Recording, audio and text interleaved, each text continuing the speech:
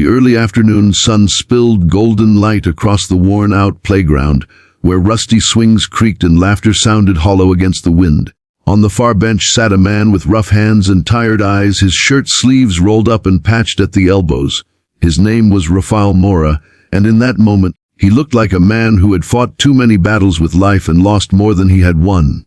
His little girl Isla, 6 years old, twirled in the dust with a broken skipping rope. She laughed brightly, trying to cover the hunger in her voice, and Rafael's throat tightened. He had skipped his own lunch again just so Isla could eat. He had learned to silence the growl in his stomach long ago, but a father could never ignore the emptiness in his child's eyes. And then it happened, something so unexpected, so surreal, that Rafael almost thought it was a cruel trick of fate. A polished black car pulled up near the park, its engine humming like it didn't belong in the tired neighborhood. The driver opened the door, and out stepped a woman dressed in tailored grace and power. She was Selena, the CEO of a multinational company known in the city for her brilliance, her steel, her wealth. People whispered her name like she was untouchable. Yet here she was, standing before a poor single dad and his little girl. Her eyes, sharp yet softened by something unspoken, fell on Rafael. And then, in a voice that trembled between disbelief and hope, she said, "Please don't joke with me. Friends, before we go further into Rafael and Selena's story, if you believe in kindness, second chances, and the power of hearts that collide across impossible distances, then please like, comment, share, and subscribe to our channel Kindness Journal. Your support allows us to keep telling stories that remind the world what truly matters." Rafael had no idea why she would say such words to him, or why her eyes seemed to search his face like he was more than just a worn-down man. All he knew was that his life had been a storm for years. His wife had left when Isla was just 2, chasing a life that didn't include diapers, late-night cries, or empty wallets. Rafael had been working double shifts ever since, moving from construction sites to delivery work, never earning enough, always a step behind the bills. His hands were calloused from lifting bricks and boxes, his body worn, but his heart never stopped beating for Isla. Isla was his world, his only reason to rise each morning. Yet he was painfully aware of the whispers from neighbors, the judgmental looks from other parents at school, the pity in teachers' eyes when Isla's shoes were scuffed and her lunchbox nearly empty. Rafael fought through the shame, telling himself love was enough. But deep inside, he knew love needed food, shelter, dignity. He dreamed of giving Isla a better life, yet each day only pulled him deeper into the mud. Selena, on the other hand, was born into privilege. Her family name was tied to wealth, but unlike others, she had not grown idle on it. She had sharpened her mind into a blade, building empires, commanding boardrooms, expanding influence. People saw her as untouchable, distant, polished, always above. But beneath the surface was a woman who longed for something her billions couldn't buy: sincerity. The corporate world gave her admirers, but none who loved her for who she truly was. She had everything, yet lived with a void that glittering awards and financial triumphs could not fill. When her eyes fell on Rafael that day, something broke inside her armor. She had seen him once before, years ago, though he didn't know it. On a rainy night when her car had broken down near a half-finished building, it was Rafael, drenched, exhausted from his shift, who had stopped and wordlessly helped her change a tire. He hadn't recognized her, hadn't asked her for anything, hadn't even looked twice when she pressed money into his hand. Instead, he had just said, "Get home safe, lady. It's a rough world." Then he had disappeared into the storm. That tiny act of kindness had stayed with her for years. And now, by some twist of fate, she saw him again. As Rafael blinked in confusion, Selena bent down to Isla, brushing dust off her little dress with unexpected gentleness. Isla's big brown eyes widened at the sight of the elegant stranger. "You're so pretty," she whispered. Selena's heart cracked wide open. She straightened, staring at Rafael, who looked ready to disappear from embarrassment.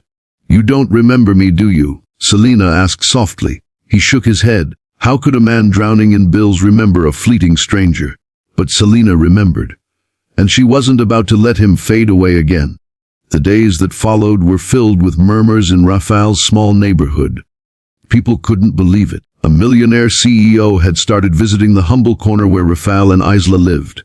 Selena would arrive in her black car, stepping out like she belonged in no palace but this cracked street. She would bring small gifts for Isla, books, clothes, even simple snacks that made the child beam. Rafael protested at first, his pride wounded, his fear whispering that such kindness had strings attached.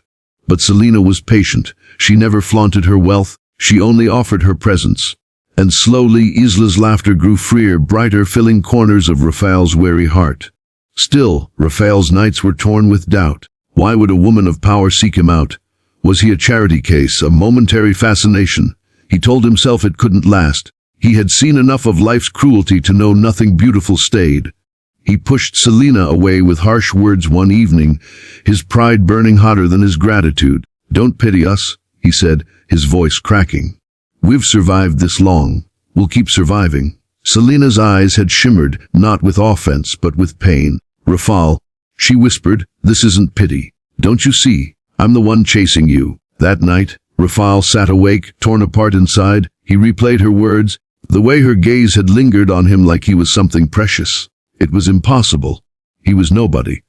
And yet, deep down, a part of him wanted to believe it was true. The weeks turned into months, and Selena refused to fade from their lives.